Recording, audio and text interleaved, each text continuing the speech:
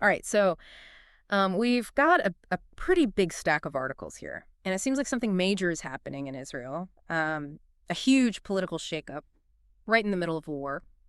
We're going to deep dive into this whole situation with the firing of Defense Minister Yoav Gallant by Prime Minister Benjamin Netanyahu. What's the real story here, and how could this impact the conflict? Buckle up. This is going to get interesting. You know what I find really fascinating about this whole thing is that this didn't happen during the day. It was Tuesday evening, November 5th, when Netanyahu made the announcement. It just adds a sense of suddenness, a sense of drama to the whole situation. Well, sure. And the official reason they're giving. A breakdown in trust and significant differences. It all just feels kind of vague, right? So what are your initial thoughts on this? I think what's really important to remember is this isn't just some random outburst. There's a history here. Remember back in March of 2023, when Netanyahu tried to fire Gallant before, over his opposition to the judicial reform plans, that caused those huge protests. Netanyahu had to back down. So clearly there's more to this story than just, a simple disagreement. Right. It feels like there's a lot simmering beneath the surface. And Gallant himself is giving us some clues about what these significant differences might actually be. He's claiming he was fired for 3 reasons: advocating for universal conscription, prioritizing the return of the hostages being held by Hamas, and demanding an independent commission to investigate the security failures that led to that initial Hamas attack back in October of 23. So let's unpack these one by one. Universal conscription, that seems like a potentially explosive issue in Israel. It is. It really is. This isn't just about military strategy. This is about, the fabric of Israeli society. For a long time, ultra-Orthodox Israelis have been largely exempt from military service. Now, Gallant, in a speech he gave to soldiers on Tuesday, he stressed the need for new recruits and specifically called out the need for more participation from the ultra-Orthodox community. And this goes right to the heart of Netanyahu's coalition government, which relies heavily on the support from ultra-Orthodox parties. So by firing Gallant, is Netanyahu basically trying to keep those parties happy? It's a very likely scenario. The far-right National Security Minister, Itamar Ben-Gvir, he's been openly calling for Gallant's dismissal for some time now. He even went so far as to say that Gallant was an obstacle to absolute victory for Israel. So this firing definitely strengthens the position of the right-wing faction within the government. Okay, so there's some serious internal political maneuvering going on here. But what about the war itself? How might this shakeup impact the situation in Gaza and Lebanon? Well, Gallant was seen as favoring a more cautious approach in Gaza. He was even potentially considering a prisoner exchange to secure the release of those hostages being held by Hamas. And how is that being viewed within Israel, this idea of a prisoner exchange? It's an incredibly controversial topic. There's a huge emotional component, with so many families desperately wanting their loved ones back. But there are also these deep concerns about the precedent that it would set and the potential for, future attacks. Right, that makes sense. So where does Gallant's replacement, Israel Katz, stand on this? What do we know about him? Well, Katz is known for being much more hawkish. He aligns more with that hardline stance of Ben-Gvir and others. This could signal a shift towards a much more aggressive military strategy, which raises a very, very concerning question. What does this mean for the hostages? Will their release be even less of a priority now? It's a heartbreaking situation. For all those families caught in the middle of this whole situation just feels incredibly unstable, especially with the U.S. presidential election happening right now. We touched on international reaction earlier. What are other countries saying about this move?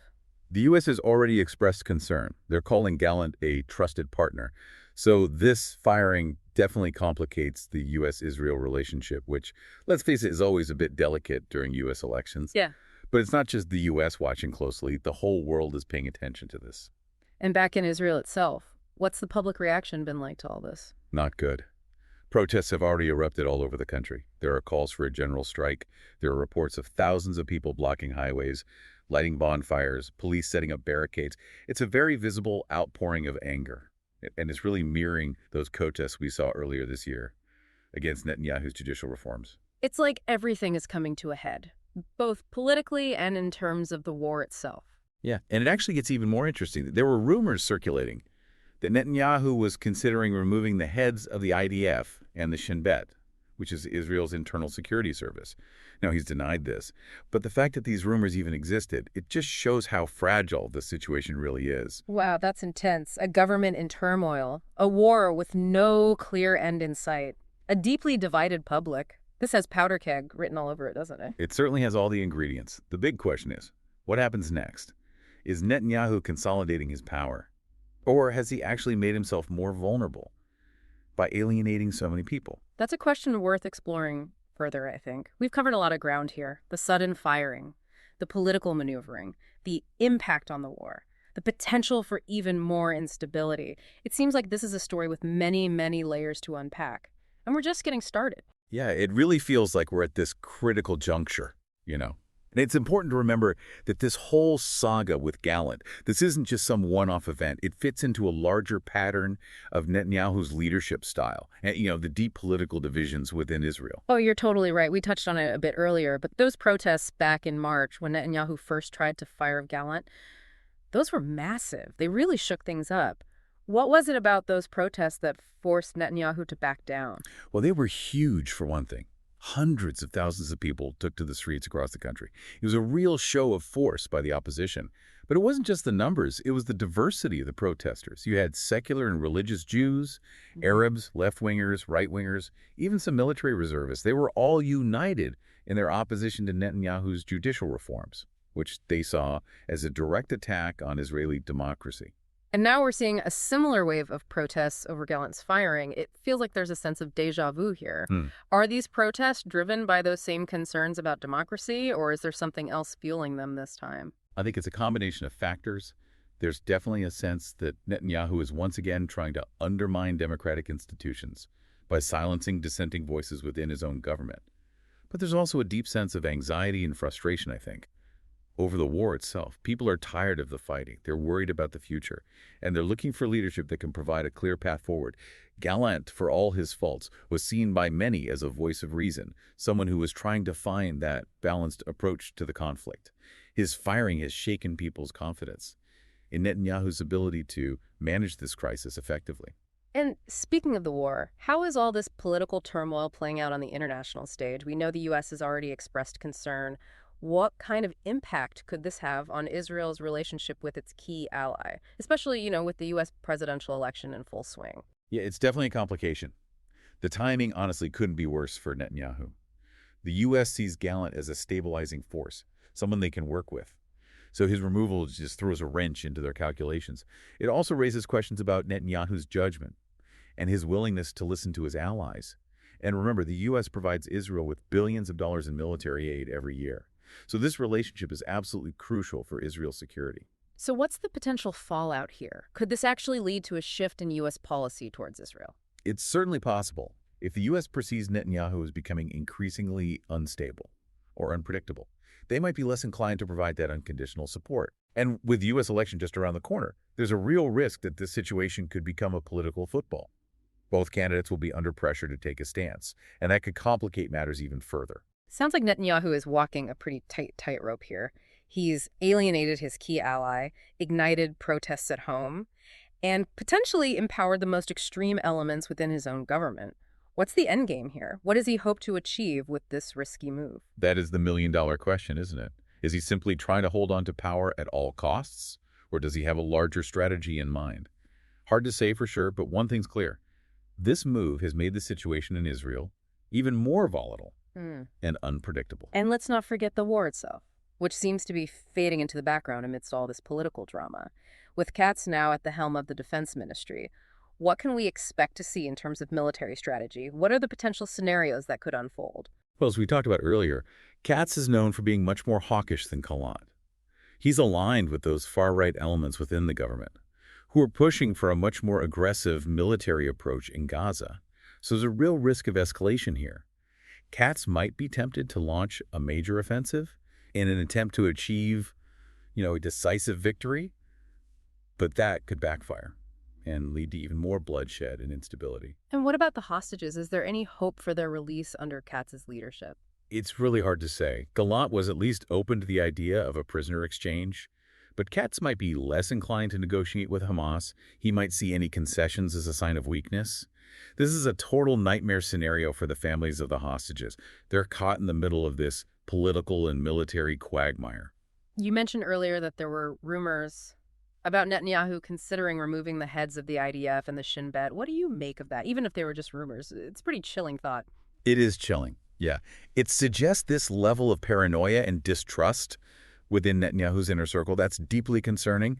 You have to remember, the IDF and the Shin Bet are two of the most respected institutions in Israel. They're seen as guardians of national security. So to even contemplate removing their leaders, it suggests that Netanyahu is feeling increasingly isolated and embattled. It's like he's creating an echo chamber around himself, surrounding himself with people who won't challenge his decisions, no matter how reckless they might be. That's a dangerous path for any leader to go down, without dissenting voices, without checks and balances. The potential for, catastrophic miscalculations increases exponentially. And in a situation as volatile as this one, even a small miscalculation could have devastating consequences. It's a stark reminder, I think, of the fragility of democracy, especially in times of crisis. When fear and division take hold, it becomes all too easy to sacrifice those core values in the name of security or political expediency. Absolutely. And that's why what's happening in Israel right now, it should concern us all. It's a cautionary tale about the dangers of polarization, the erosion of trust, and the seductive appeal of authoritarianism. Yeah, it's a story that demands our continued attention, for sure, and one that raises some pretty profound questions about leadership, about democracy, and about the human cost of conflict. We've covered a lot of ground here, but there's still so much more to explore. It's really striking just how much attention this story is getting around the world. It's front-page news everywhere. Why do you think this particular event has captivated people's attention so much? I think there's a couple reasons. First, Israel holds this unique place in the global consciousness. It's a small country, but with a huge impact on world events. You think about its history, its religious significance, its ongoing conflicts. All these factors make it a focal point for international attention. And secondly, this particular crisis is happening at a time of heightened global anxiety. We're living in a world facing multiple crises: climate change, economic uncertainty, political polarization, and of course, war. The situation in Israel feels like a microcosm of all these larger trends, like a canary in the coal mine for democracy itself. Yeah, and you layer on top of that the human element, the families whose loved ones are being held hostage, the soldiers fighting on the front lines, civilians caught in the crossfire. It's impossible not to be moved by their stories. Exactly. And those stories are being amplified by social media, by the 2047 news coverage, that constant stream of images and videos coming out of the region. People are feeling a sense of immediacy, a connection to these events that they might not have felt in the past. We've been focusing a lot on the political and military aspects of this whole crisis, but you've brought along some sources that really highlight the impact this is having on everyday Israelis. Can you tell us more about that? Yeah. One of the articles you shared, it describes this growing sense of unease and uncertainty among Israelis.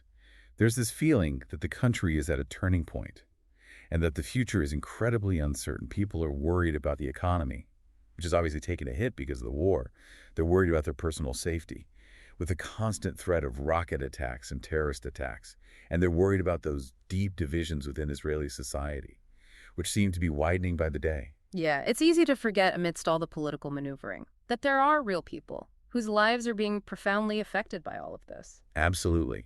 And those people are starting to lose faith Yeah. in their leaders, in the institutions that are supposed to protect them, in the very idea of a shared future. So where do we go from here? What are the potential scenarios that could unfold in the coming days and weeks? Well, the situation is so fluid, it's hard to make predictions with any certainty. But here are a few possibilities. On the one hand, Netanyahu could try to double down on his current strategy, consolidating his power within that right-wing bloc, and pushing for an even more aggressive military approach.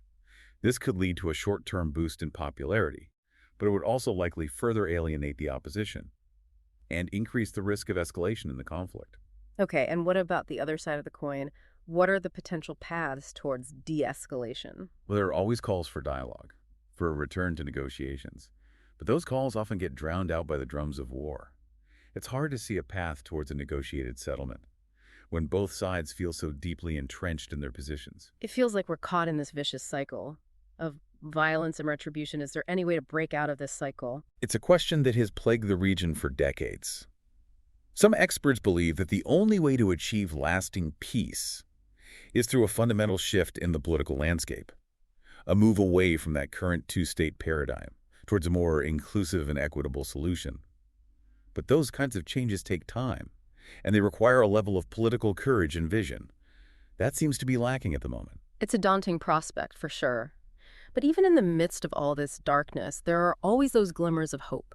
There were individuals and organizations working tirelessly to build bridges between communities, to promote dialogue and understanding, to create a better future for all Israelis and Palestinians. Those efforts are more important now than ever before. They represent the best of humanity, that enduring belief that even in the face of seemingly insurmountable challenges, there's always a possibility for change, for progress, for peace. It's a reminder, I think, that even as we delve into the complexities, the darkness of these events, we should never lose sight of the human stories at the heart of it all. And for you, our listener. A final thought to ponder. In a world increasingly defined by division, by polarization and conflict, how can we as individuals contribute to building a more peaceful and just future? What role can we play in bridging those divides, promoting understanding, advocating for solutions that benefit all of humanity? These are questions worth wrestling with, not just in the context of this particular crisis, Right. but in all aspects of our lives. We've covered a lot of ground in this deep dive. The sudden firing of the Israeli defense minister, the political maneuvering, the impact on the ongoing war, and the potential for even more instability. It's a complex and evolving situation, and one that we'll continue to follow closely. Thanks for joining us today.